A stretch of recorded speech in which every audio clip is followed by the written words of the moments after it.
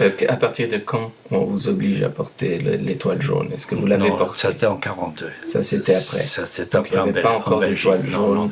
Le grand coup qu'il nous a donné, c'est-à-dire cette année on a essayé de descendre de fond, mais le grand coup c'était en 38, c'est-à-dire au moment qu'on a brûlé le Kristallnacht, on a brûlé le magasin, on a cassé, on a rentré la bibliothèque, on a brûlé des livres en rue, quand quelqu'un qui frôlait, qui était juif ou quoi, en voyant le frapper. C'est un pogrom. C'est un pogrom qui a duré 24 heures, parce qu'après le Monde, même, je crois que c'est Göring qui a dit on doit le stopper. Kristallnacht, what was it? A night that shook the Third Reich, a pogrom against Jews all over Germany and the lands it had seized.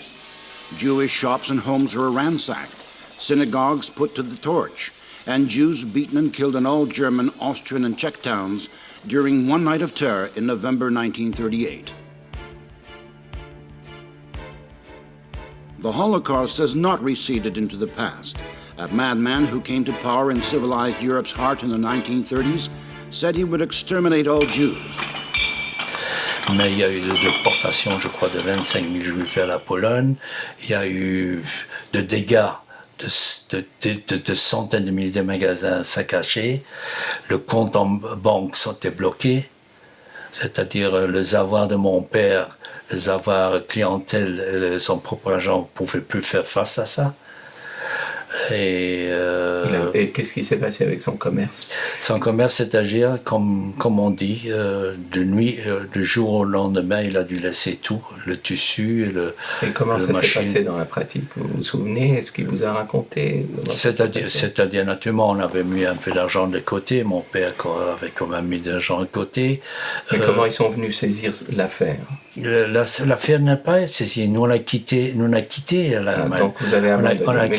Donc, la Kristallnacht, est-ce que vous avez un souvenir de ce jour-là? Le Kristallnacht, je me rappelle bien que nous, on était cachés chez des Allemands, non juifs, des amis de mon oncle, qui nous ont cachés pendant ces 24 heures, jusqu'à tout passer. C'est-à-dire, ça commençait dans la rue en face de chez nous, il y avait des magasins juifs, qu'on cassait les vitres, etc. Chez nous, ils sont pas arrivés parce que nous, on était à l'étage, ça fait on n'a été rien saccagé. Et je crois que l'histoire est arrivée, je crois, parce qu'il y avait un diplomate qui était tué à Paris. Et c'était un diplomate allemand qui a été assassiné par un juif. Et ça a déclenché ce pogrom. Et on s'est caché. Nous, on a eu rien cassé puisque ils se sont attaqués à tout ce qui était vers le bas. Et voilà, je m'appelle. Donc toute la famille était traumatisée par ça. Toute la famille était traumatisée. Qu'est-ce qui se passe à ce moment-là? On revient, c'était fini. C'est-à-dire, bon, les gens ramassaient les dégâts, ils encaissaient, et à ce moment, tout le monde voulait partir d'Allemagne. C'est-à-dire, le malheur de tout ça, on ne recevait pas de passeport là où on voulait aller. Quelque chose que, avec le recul, je peux reprocher à nos alliés. C'est-à-dire, dans ce sens-là, mon père voulait partir soit en Australie, voulait partir en Amérique, voulait partir de différents pays. On ne recevait aucun visa. La quota américaine pour partir en Amérique n'était pas pour mon père qui avait la nationalité polonaise, n'était pas pour le polonais. Pour les Allemands, juifs allemands, il y avait une quota par petite quantité. Le Canada fermait ses frontières, non. L'Australie fermait ses frontières, non. Aucune aide. Bon, on nous donnait des Afriques, de tout ça. On partait surtout vers le pays de voisins, c'est-à-dire l'Hollande, vers la France, la Belgique. Les gens partaient le plus possible par tous les moyens qu'ils pouvaient, en prenant avec ce qu'ils pouvaient. Et comment ça s'est passé pour vous? Nous, ça s'est passé comme ça. Nous, on a la famille, avec la réunion avec mon père, avec mes oncles, on a décidé qu'on partira vers la Belgique. Je présume que mon père, mon grand-père... Ah oui, il y avait Je voulais revenir après sur l'histoire des alliés pour l'étranger, pour partir, un reproche que je fais très profond avec beaucoup d'autres choses. Parce que je crois qu'un jour, cette histoire va sortir aussi parce qu'il y a énormément à reprocher à eux. C'est-à-dire la famille en disant que pour nous, c'était comme ça. Mon père avait un cousin en Angleterre, en disant, écoutez, moi je peux te faire sortir vers l'Australie, mais tu dois venir quelque part. Alors on a dit, on va sortir des frontières allemandes. Alors on dit, tiens, on va essayer de sortir vers la Belgique. Et vers la Belgique, on aura peut-être l'opportunité pour partir en Australie. D'abord en Angleterre ou par l'Angleterre? Non, ça je connais pas. C'est-à-dire, viens en Belgique et là on s'arrange. Je pars par l'Angleterre. La plupart, j'étais un petit gamin, mais je suivais ça très peu parce que à ce moment-là, on n'avait plus l'âge on avait peut-être l'âge de gens, des enfants de maintenant, mais on réagissait tout autrement. L'être humain change tout à fait, il est à la guette et capte beaucoup plus. Et faut dire que je n'ai pas eu une petite... Ma jeunesse n'était pas... C'était très court. Très court, c'est-à-dire j'ai vécu ça dans un hantise et je suis venu plutôt plus mûr qu'autrement. Et on a décidé de partir ça le 31 janvier 1938, c'est-à-dire un mois après les Kristallnacht et tout. En partant vers la Belgique, en dormant dans un hôtel à Aix-la-Chapelle, Aachen. Et vous êtes parti par quel moyen? On est parti en train jusqu'à l'Allemagne qui était libre. Et de là, on devait être en contact avec deux contrebandiers qui nous faisaient passer la frontière, passeurs, par de frontières comme avec des grilles, ouvrir, etc. Pas par le chemin normal. Et pour pas être attrapé, on se fait en 3 parties. C'est-à-dire, on partait à ce moment-là, toute la famille. À part Lotte, ma tante, avec ma cousine Gita et Martine, qui restait à Berlin. Alors, on partait comme ça, c'est-à-dire, on était la famille Kilbert avec mon frère, on était 4.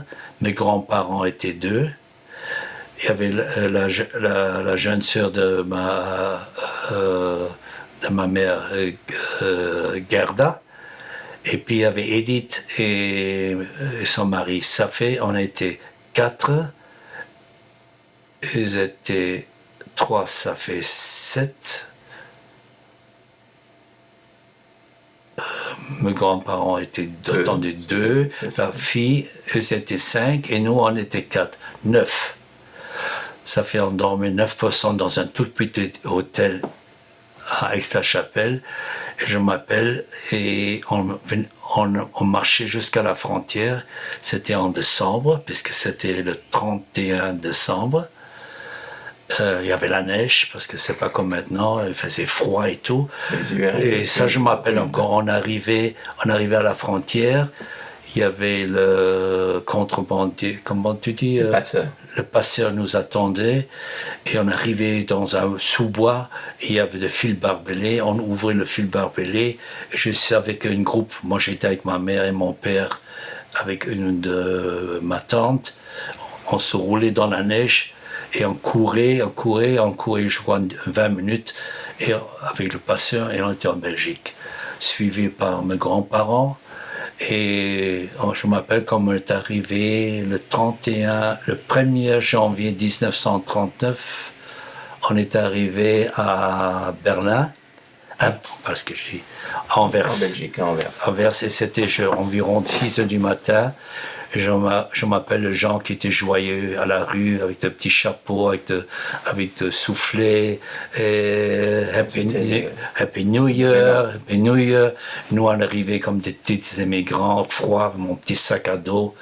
On se suivait, on fait le fil pour trouver l'Ezra. Ezra, c'est-à-dire, c'est une institution à Anvers qui recueillait le juif réfugié pour nous donner, par exemple, le premier soin et la première chose, c'est-à-dire, on arrivait à 6 heures du matin, pour se chauffer, on recevait des tartines, etc. Et je m'appelais avec mon père et mon grand-père, nous conseillaient qu'est-ce qu'on devait faire, etc., etc.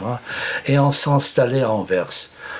qui était très marrant encore parce que moi qui parlais que allemand, mon père qui connaissait l'allemand, allait chercher quelque chose, une chambre, un appartement, on cherchait chaque... Et mon père qui revenait tout à fait étonnant, il dit, c'est incroyable ici en Belgique, à Anvers, toutes les chambres se huren. Mit Huren. Je dis papa, bon, c'est-à-dire, c'était marqué Kammer zu Huren. En allemand, le Huren, se Huren.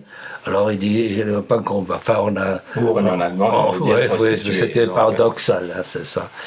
Alors on a trouvé un appart chez deux juifs qui avaient un magasin un peu en bas, dans le Provinzenstraat, et on s'est installé, nous, avec mes parents. Mes grands-parents habitaient à autre part et ma tante quelque part. Et voilà, ça c'est comme ça qu'on vit à Anvers. Vous avez quitté l'Allemagne et vous êtes arrivé, vous avez échappé dans un premier temps. En attendant, en espérant d'aller plus loin.